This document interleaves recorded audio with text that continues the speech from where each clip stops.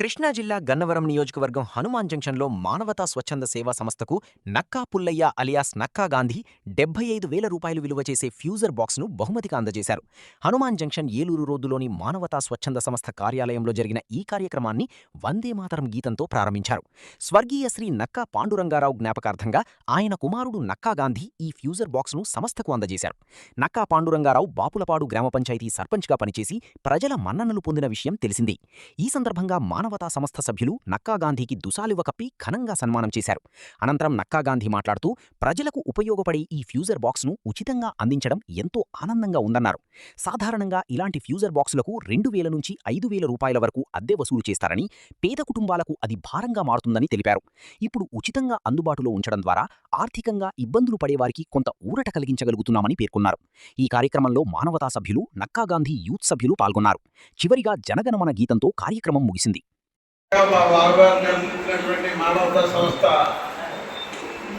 బిల్డింగ్లో అడుగుపెట్టే అవకాశం కల్పించినటువంటి మా బావగారు గారికి, మాల్వేలు కోటేశ్వర గారికి అభినందనలు తెలియజేస్తున్నా. అలాగే అధ్యక్షులు లక్ష్మణ గారికి, ఇతర పెద్దలకు, మానవతా సేవని చేస్తున్నటువంటి పెద్దలు, చాలా మంది సభ్యులు ఉన్నారు, వయసులో పెద్దవాళ్ళందరూ కూడా, వాళ్ళందరూ కూడా నేను నా పాదాభివందనాలు తెలియజేసుకుంటున్నాను. నేను ఎందుకు చెప్తున్నానంటే, సేవ చేయడం అనేది చాలా గొప్ప విషయం. మీరు ఉద్యోగాలు చేశారు, రిటైర్ అయిపోయారు, కానీ ప్రజలకి ఏదో సేవ చేయాలి అనే దృక్పథంతో సంస్థలు, మానవతా సంస్థలు నిర్మించినటువంటి రెడ్డి గారికి ఈ ఆలోచన ఎందుకు వచ్చిందో నాకైతే తెలియదు. కానీ నిజంగా పేద, బడుగు, బలహీన వర్గాలకి ఈ సేవ చాలా గొప్పది. ఎందుకంటే వాళ్ళ బాక్సులు తెచ్చుకోవాలి అంటే 3,000 5,000 రోజుకి.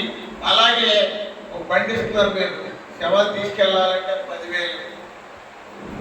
మీరు ఇచ్చేది ఊరికి ఆయిల్ వరకు 500 రూపాయలు, ఆయిల్ వరకు. వీళ్ళకి సేవ చేయటం, అలాగే చదువుకునే బిడ్డలకి చాలా మందికి ఆర్థిక సహాయాల్ని అందిస్తున్నటువంటి మీ సేవా సంస్థకు కానీ, మీ పెద్దలందరికి కానీ ఈ కార్యక్రమాలు చేస్తున్నందుకు నేను చాలా గొప్పగా మీ అందరికీ నా ధన్యవాదాలు తెలియజేసుకుంటున్నాను.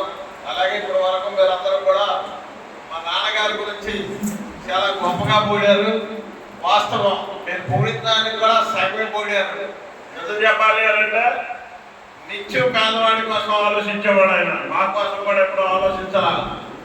ఎప్పుడు ఎవరు వచ్చే వాళ్ళ కోసం కూర్చుని వాడు చెప్పింది పూర్తిగా ఆడు నిజం చెప్తున్నాడా, అబద్ధం చెప్తున్నాడా పరిశీలించే వరకు కాన్సన్ట్రేషన్ మీద పెట్టి, ఒకవేళ ఇప్పుడు నిజం చెప్పలేదు అనుకుంటే వాయిదా వేసి రేపు రారా అని, ఎల్లుండి రారా అని పూర్తి చేస్తాం చూశాను వాయిదాలు. అలా వేసి నిజం బయటకు వచ్చేదాకా విని ఆ తర్వాత జడ్జిమెంట్ చెప్పాడు. అంటే ఎంత టైం వెచ్చించేవాడు సామాన్యుడు కోసం. 3 బెళ్ళంలో వచ్చిందంటే అది నెలకి సెట్ అవ్వచ్చు, 10 రోజులు సెట్ అవ్వచ్చు, 6 రోజే సెట్ అయిపోవచ్చు. ఎంతో నిజం మాట్లాడితే అంత ఓర్పుతో, సహనంతో ఎంతోమంది పేద కుటుంబాలని, భార్యాభర్తల్ని కలిపినటువంటి మహా గొప్ప జ్ఞానమైన తండ్రి గారు. వాస్తవం. ఇవాళ మేము ఎక్కడికి వెళ్ళినా ఎవరు అంటే పాండుగారు అబ్బాయి అని చెప్పుకోవడానికి గర్వపడతాం. ఇంట్లో అసలు మొహవడం లేదు. ఎందుకంటే ఆయన నిత్యం ఎప్పుడు కూర్చొని ఉండక ఇవాళ తినడానికి లేదు అని వస్తే జైలు నుంచి 50-100 తీసుకొచ్చాడు. రోజు 20 మంది అన్నా వచ్చాడు. ఈ ఇవ్వటం అనే అలవాటు ఎందుకున్నా అంటే తాగుతాడు కదా అంట. ఏమరా తినడానికి లేదు అన్నాడు. తర్వాత అరే నీకు తినడానికి లేదన్నావా, 5 కేజీ బియ్యం తీసుకెళ్ళా. ఇది నేను అప్పుడప్పుడు మీరు తాగుతానికి కదా అడిగేది, ఎందుకు వెళ్తున్నావు అని నేను అన్నానండి. అరే 5 కేజీలు, 2 కేజీలు, 3 కేజీలు బియ్యం తీసుకెళ్ళి వండుతారండి. అలా పేదవాడికి సాయం చేయటం అంటే ఆయనకి మహానం ఉన్నా లేకపోయినా తన దగ్గర ఉన్న దాంట్లో నుంచి 10 రూపాయలన్నా దానం జరుగుతుంది. ఇప్పుడే కాదు, ఇది ఉన్నది. ఆయన ముఠా పని చేసిన కాండిషన్ ఉంది. ఆయన ముఠా పని ఆ రోజుల్లో 50 రూపాయలు సంపాదించాడు అనుకోండి. ఇంటికి మా నాయనమ్మ దగ్గరికి వచ్చేటప్పటికి అది 20 రూపాయల 30 రూపాయలు మిగిలింది. మిగతా 20 వెళ్ళిపోయి ఈ మా నాన్న ఆ రోజుల నుంచే నాకు వెళ్ళిపోవాడు. ఆయన కుర్చీనమాలు ఉంచుకుంటేవాడిని. ఆయన చెప్తా ఉండేవాడు, కోపం అప్పుడే తిరిగిపోతుంది 5 నిమిషాల్లో కూడా. అది నిలబడదు. వాళ్ళు కూడా జనం కూడా అలాగే ఆయన తిరిగినా భరించారు, తుమ్మినా భరించారు. ఆయన అంటే చచ్చిపోయిన రోజు ఊరికే జనానికి పాడుగా చనిపోయాడు అని అంటే ఎన్ని వేల మంది వచ్చారు, ఆ ర్యాలీకి ఎంతమంది నిలబడ్డారో, ఆ భోజనానికి ఎంతమంది కష్టపడి పనిచేశారు, దేవుడితో పనిచేయాలి, వాళ్ళందరూ కావచ్చు స్వచ్ఛందంగా పనిచేశారు. ఇవన్నీ చూస్తే ఆయన చేసిన సేవ కుటుంబాలకి మరువలేదు. కాబట్టి ఏంటంటే ఆయన చేసిన సేవలో నేను ఇచ్చిన పేదల భాష గొప్పదే కాదు. ఏదో మా బాబాయ్ని అడిగా, బాబాయ్ నాన్నగారి పేరుతో ఏదో ఏదిస్తే బాగుంటుందని అడిగే ఊరికే ఒక రోజు ఎందుకు అనిపించి, అదే పేదల భాష ద్వారా ఇదైతే అన్ని కాలనీలో తిరుగుతా ఉంటుంది, వాడికని పేరు గుర్తుంటుందా తిరుగుతావా అన్నాడు. 1 year క్రితం అనుకున్నాం ఇద్దరం. ఆ రోజు మరి కోటేశ్వరరావు మా బావగారికి ఆయన ఎప్పుడు చెప్పాడు, మనం పూజ చేసాము, నువ్వు డబ్బులు కట్టు, అది వస్తుంది చేద్దామని చెప్పారండి. నేను ఇచ్చిన భాష పెద్ద గొప్పదేం కాదు, చాలా చిన్నది. మీరు చేసే సేవ ఉంది, మీరు చేసే సేవ సామాన్యమైనది కాదు. మీకులాగా చాలా మంది కోటేశ్వరరావు గారిని ఎప్పుడో పడుతూ ఉంటా, భావాలు చేస్తున్నాం అంటుంది, కనికంతో బ్రహ్మాండంగా ఉంది. ఈ సంస్థ దినదినాభివృద్ధి చెందాలి అని అంటే నీకులాగా బాగా మాట్లాడగలిగిన ఒక తయారు చేయి, సంస్థ నిలబడింది. లేకపోతే నీతో నిలబడి ఆగిపోయిందేమో. ఎందుకంటే ప్రతి పేదవాళ్ళకి ఉపయోగపడేది, ఎందుకంటే సత్య సామాన్యుడికి కూడా ఉపయోగపడేటువంటి సమస్య ఇది. దీన్ని అభివృద్ధి చేయవలసిన అవసరం ఆయనకి ఎంత ఉందో, ఆయన తర్వాత వారసులు కూడా మీ అందరూ కూడా అంతే ఉంది. కాబట్టి మీరు చేసే సేవ భగవంతుడు మెచ్చేటువంటి సేవ.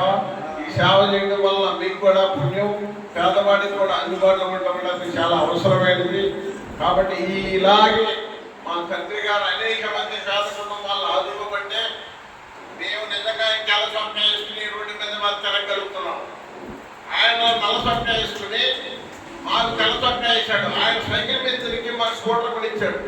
మేము మా పిల్లలకి కారు కొనివ్వాలి అని స్టేజ్కి తీసుకెళ్ళాలి అనే ఒక యజ్ఞం లాంటిది మా నాన్న మాకు నేర్పాడు. కష్టపడు, సంపాదించు, పైకి తీసుకున్నా, 10 మందిని ఆదుకోవాలనే సిద్ధాంతాన్ని ఆయన ఎప్పుడు నాకు కూర్చేదమ్మాలు చెప్పారు. దాని మీదే మేము పని చేసుకుంటా వచ్చాం. ఇందాక చెప్పారు, ఇంద్రానికి పాడిగా తీసుకొచ్చింది, చాలా కష్టపడ్డాడు, మామూలుగా కష్టపడలా, ఇంద్రానికి స్థాపించాడు. పాండ్రంగ నగర్ నేను తీసుకొచ్చింది, నా పేరు పెడతానంటే కాదు ఆయన పేరు పెడతాను, ఆయన పేరు పెట్టించాం. అలాగే బీసీ కాలం వాడికి నాకు అది నేను తీసుకొచ్చింది. ఇలా పేదవాడికి పనిచేయాలంటే అదొక ఆనందం, అది ప్రతి మనిషిలో రావాలి, వచ్చే చైతన్యం వస్తుంది, చైతన్యవంతం అవుతుంది ఎప్పుడైనా సరే. అలాంటి అవకాశాన్ని ఇచ్చినటువంటి మీ అందరూ కూడా ధన్యవాదాలు తెలియజేసుకుంటూ, మా బావగారికి ప్రత్యేకమైన ధన్యవాదాలు తెలియజేసుకుంటున్నాను.